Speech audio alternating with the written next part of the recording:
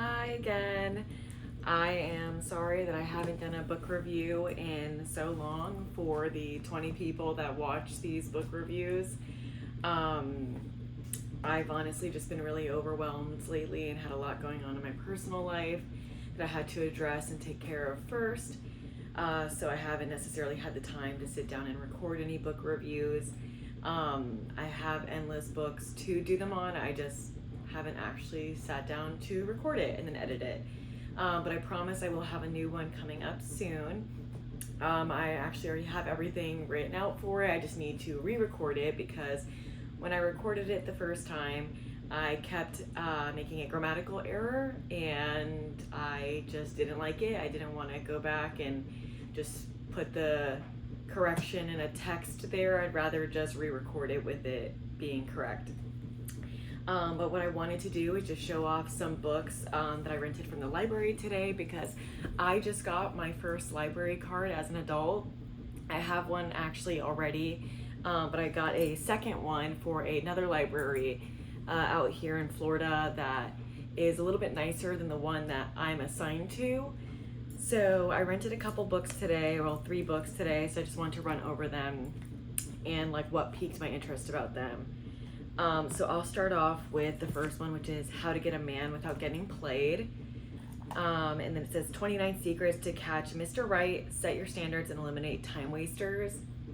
This book really caught my attention because, again, I am single and I am trying to meet someone at my same level or better. And it seems like not that it seems like, it has been kind of difficult for me lately. So I just feel like I keep getting stuck in a very similar pattern with every potential partner. So, I'm always interested in learning more about the male psyche and, how to kind of work around it, because I think that's my biggest challenge is that I know how a woman operates. And then I think that I do bring certain things to the table that a lot of women don't. Which I think tends to get me caught up because I work off a space of very genuine intention all the time, and I'm learning that most people don't do that, which is sad. And I'm not going to change anything about myself, but if there are ways to set boundaries and catch or remove the players first, I'll always take that into account. So I'm really excited for that book. The second one is Everyday Trauma, Remapping the Brain's Response to Stress, Anxiety, and Painful Memories for a Better Life. This one caught my attention because I do sit down and reflect a lot on things that have hurt me. It's probably one of my worst traits is that I don't necessarily know how to let go. When something hurts me, I'll just keep reliving it. I'll go through photos and relive it and try to put myself back in that moment when I was happy prior to whatever devastation. So I really don't like that about myself, and when I catch myself doing it in the last couple months here, I'll go ahead and just close my phone out. That's also why I'm really hot and cold with social media, is because I feel like social media makes me care about things that I don't normally care about, and it keeps certain parts of my trauma active. So I'm really excited for that, just to again, just what it says on there, remap my brain's response to it so that maybe I can develop a healthier connection with social media, and then those memories aren't so painful, because I think when a painful memory happens to me, I also tend to blur it out, which isn't good, because then it's not just blurring out the memory, I start blurring out the entire time frame. So that kind of sucks, because if I have any memories from that time frame with people that I love, I don't really remember them because my brain has completely blocked out that portion of my life. Which kind of sucks.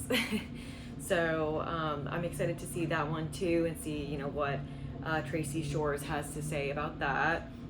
The last book, and this is actually the first one that caught my attention at the library today, is by Daniel Amen, and it's The End of Mental Illness. how neuroscience is transforming psychiatry and helping prevent or reverse mood and anxiety disorders, ADHD, addictions, PTSD, psychosis, personality disorders, and more. I took a little peek through this when I was at the library, and it looks like it's a mixture between like actual like scientific studies and then, you know, habits that can help change your brain, you know, chemistry, along with food. So it seems like it's pretty holistic from what I'm seeing, and I will always choose the holistic route. So I'm very excited about this book. It is, I believe it's 351 pages if I'm not mistaken. When I looked at it earlier today, yeah, so it looks like 355 pages.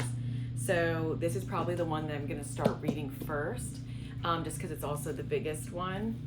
And I can only have the books for 21 days, and I wanna make sure that I, you know, get to read all of them. So more than likely, I'll probably start with The End of Mental Illness to knock that one out. How to Get a Man Without Getting Played is a short book, so that one I can literally read between like 2 lunch breaks while I'm at work.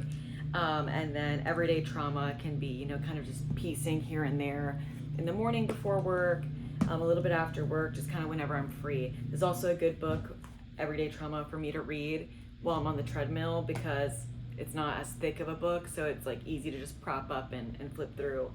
But yeah, I am excited to read these and then get my reviews out here for everyone. Again, the 20 people that watch this video.